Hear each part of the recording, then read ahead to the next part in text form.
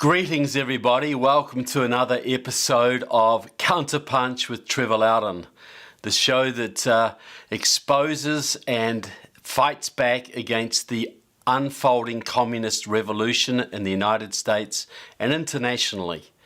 So this episode, start looking at Mr. Biden's cabinet. Now, Joe Biden has already started getting people organised for his new cabinet, and many of them have communist backgrounds.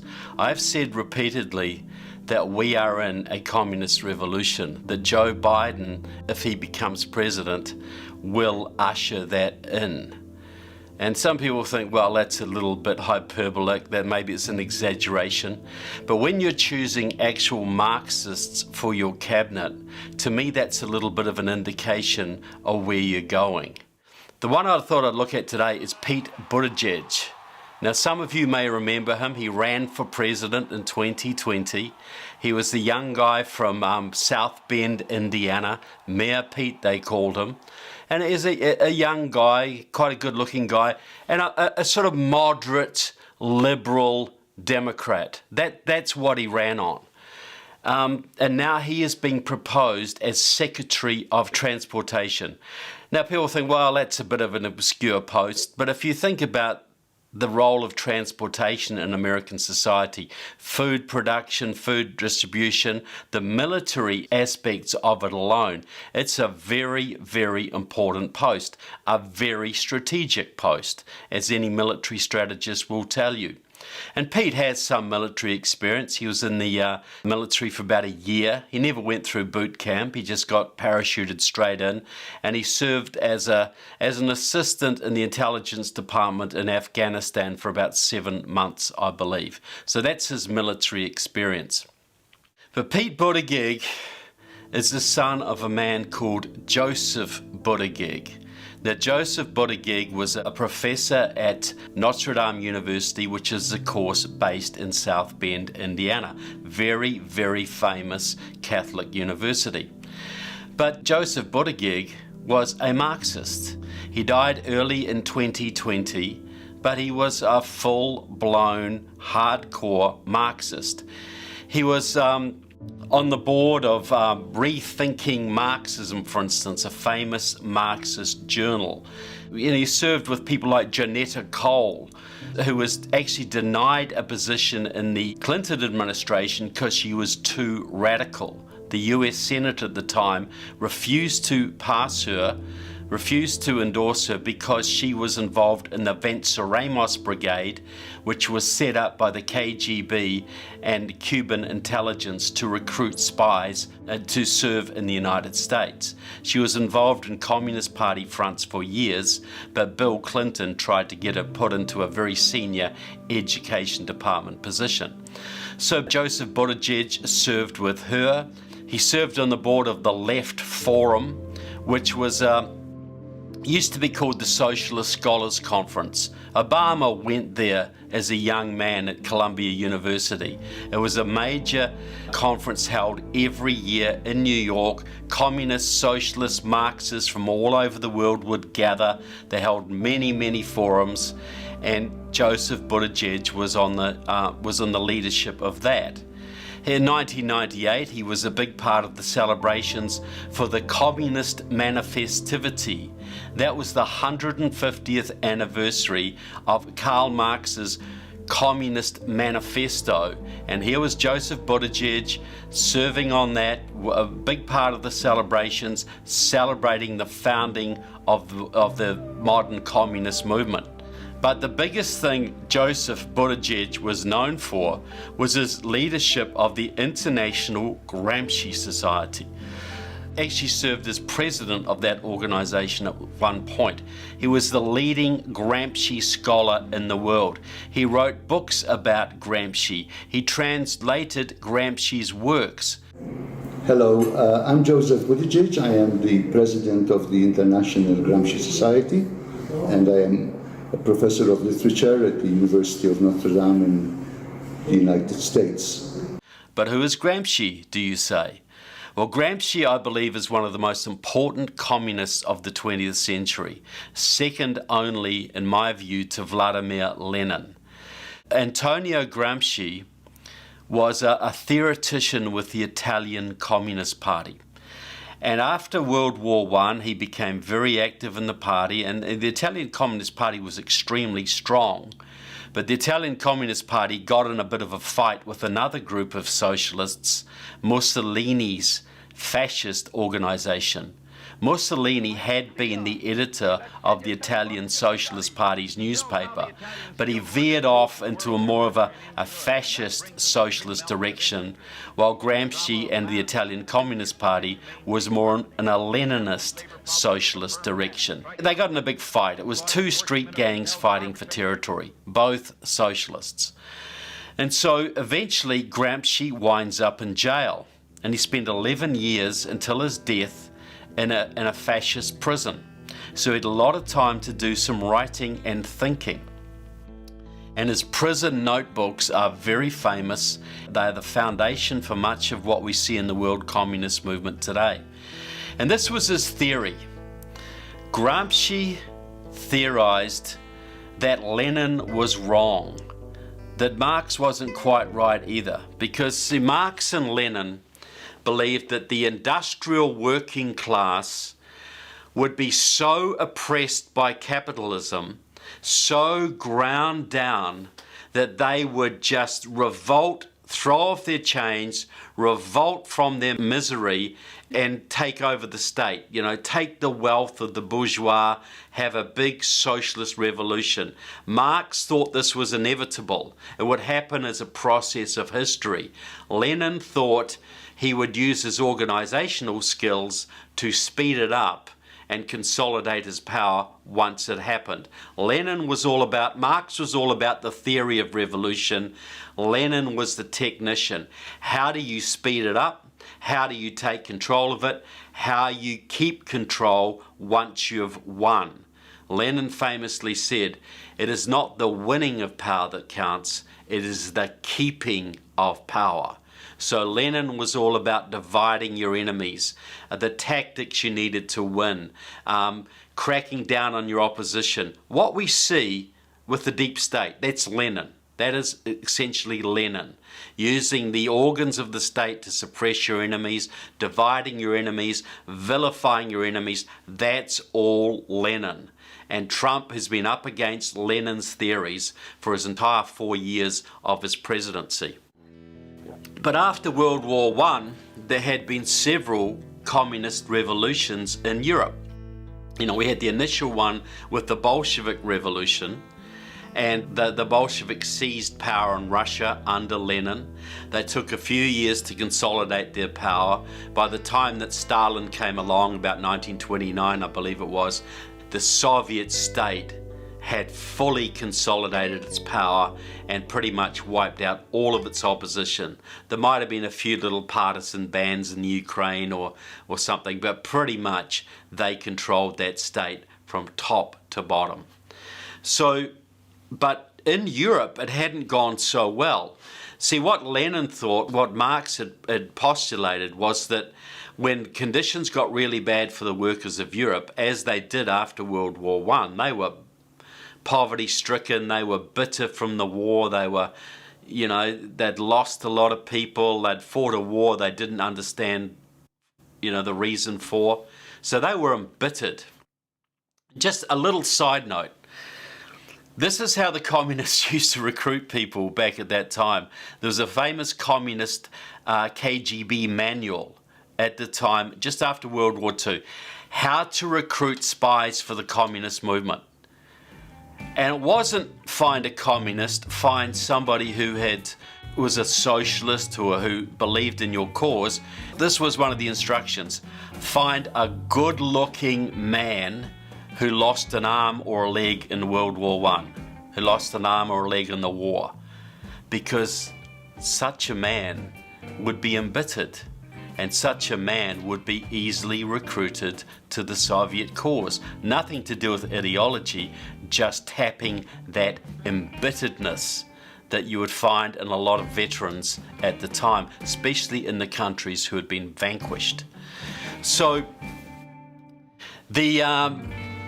Everybody expected in the communist movement that they were going to sweep through Hungary, they were going to sweep through Germany, Austria. It was all going to fall to communism. You'd soon have a communist Europe. Not long after that, you'd have a communist America. The world would be won to communism. And it was supposed to happen, according to Marxist theory, in the industrialized countries first. That was not the third world countries. Russia was an anomaly. It was supposed to happen in Germany and Britain and the United States and Canada before it ever happened in a backward country like Russia. But these revolutions took over in Germany and Hungary especially. There was a Hungarian communist government for a short time, but they were overthrown. They were overthrown because the workers didn't support them. And in fact, the workers often supported the police and the forces of the existing government. The workers proved to be quite conservative. They were not buying into this communist revolution. And this really confused the communist theoreticians of the time. You know, surely the workers see that socialism is the way, that communism is the way of the future. Why are they standing against the revolution? And Gramsci had the answer. He thought about this for a very long time. He wrote about it in his books, in his famous prison notebooks. And this was his theory. The reason the workers are not rising up to support communism and socialism is because for hundreds of years they've been brainwashed by the church and the culture and the capitalist society. They think they're part of this capitalist society. The church has taught them to be obedient to authority and to put God above civil government, to think of spiritual matters, to think of the reward in the life hereafter rather than what's happening in the earth right now. And the culture, the art, the literature, all glorified the establishment. It all glorified God. It all glorified the king and the existing society. So the people were brainwashed. They were conditioned over hundreds of years to accept the capitalist state. So when these Bolshevik revolutionaries came along and wanted to smash the state and raise the workers up, the workers were saying, heck no, we're part of this. This is our country. This is our society. We don't want you radicals coming along and upsetting us, trying to destroy our churches and our education system. We like it as it is, thank you. Go away. So Gramsci realized that what he called this was cultural hegemony. Capitalism, the church, had hegemony, power over society. So to have a communist revolution, you were going to have to destroy that hegemony. And you couldn't take it on head on like Lenin was trying to do, because the people would just not accept it. They weren't conditioned the right way. So what did you have to do? Gramsci said you had to get into every segment of society and start bringing in socialist ideas. You had to bring social justice into the churches. You had to infiltrate Hollywood, the culture. You had to subtly moving people's consciousness through the culture, through the church, through the education system. You had to take over the unions. You had to take over the entertainment industry. Even sports was a target. And you see that today when all these football teams are taking the knee to Black Lives Matter and just trying to outdo each other on how politically correct they can all be. And political correctness, the term we often hear, really is derived from Gramsciism. You have to change the values of society and impose those values gradually through the education system, Hollywood, infiltrating the political parties, not just the communist political parties, all of the political parties, until the society is so conditioned to socialism, it will fall into your lap. The people will beg for the revolution. Tens of thousands, hundreds of thousands of young kids who supported Bernie Sanders, the Bernie Bros, they are Gramsci's grandchildren. They are the product of massive indoctrination of America's kids in the schools, in the churches, by the culture in general, through Hollywood, their comic books, you name it. That's Gramsci. So Gramsci became very, very popular in the 60s in the counterculture. DS radicals, the people who fought the Vietnam War, they were inspired by Mao Zedong and Gramsci. And one of the main groups in that came out of the SDS was a group called the New American Movement.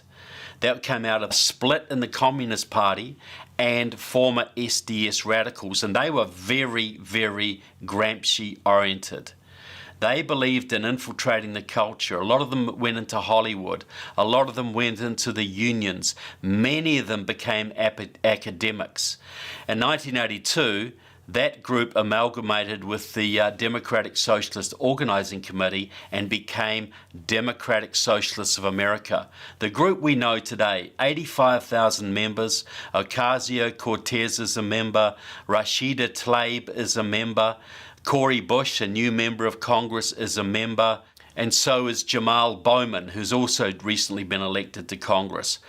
Gramsci is in the Congress, Gramsci is in society, Gramsci is in the education system of this country, and Gramsci is sure in the churches. 100%, he's right in there. Gramsci died 60 years ago now, but he's never been more influential than he is today.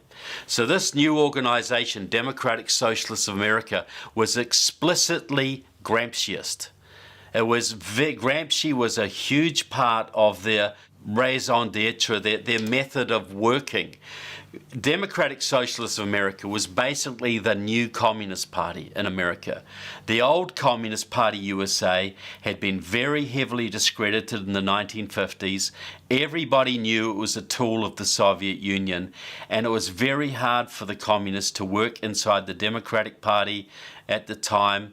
You know, President Kennedy was making speeches about communism all the time. His brother was going after the communists. The American Communist Party was having a very hard time. So Democratic Socialists of America was really set up as a new communist party, not with a communist name, Democratic Socialists of America. So it's democratic. So it's only socialist, it's not communist. A friend of mine was talking, this is unbelievable. A friend of mine was talking to an FBI guy not long ago and said, you guys should be looking at Democratic Socialists of America. They are hugely dangerous. And this FBI guy said, oh, no, we can't go after them. They're democratic. The guy is unbelievable, you know. North Korea, their official name is the Democratic People's Republic of Korea. The old East Germans, you know, the East German Communist Party. East Germany was officially the German Democratic Republic. We need to understand what the word democratic means in a communist context. Democratic Socialists of America is a communist organization. And they all say they're democratic because they represent the will of the people. The Communist Party used to say it was democratic because they were representing the will of the people. And who are the representatives of the people? Well, it's the Communist Party, of course. So therefore, democracy is the will of the people as represented by the Communist Party. So whatever the Communist Party says, because it's the will of the people, that's democratic. And that's what Democratic Socialists of America means. Well, Pete Buttigieg, let's get back to Pete. So he grew up with this. He grew up with Gramsci. That was, I'm sure they talked about it over the dinner table all the time because his father was the leading Gramsci scholar on the planet. You know, sure they talked about baseball and other stuff, but you know, what do you think they talked about? As a teenager, Pete Buttigieg got himself on the Democratic Socialists of America mailing list. He admits that. As a young high school student in 2000, he won a national essay competition. It was a competition to name your hero and write about your hero. And guess who he wrote about? Bernie Sanders, the socialist from Vermont, the man who's so in bed with DSA, is actually a DSA member as far as I'm concerned. He's been named as one on several occasions. This DSA Marxist, this was the hero that Pete Buttigieg chose, and he won a nationwide essay contest on that. So Pete is a Rhodes Scholar. He comes back to South Bend, Indiana, eventually becomes mayor.